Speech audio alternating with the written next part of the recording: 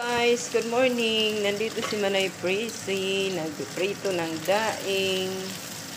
Yung dala ko pa ito nung umuwi ako. Ayan.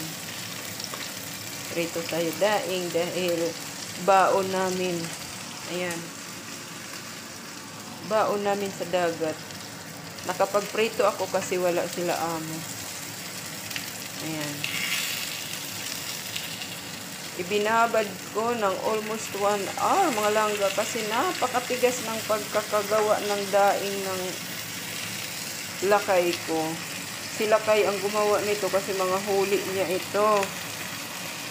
Ang dami niyang dala sa Manila na mga tuyo, daing, mga huli lang niya. Tapos yan na rin ang naggawa ng tuyo. Ayan.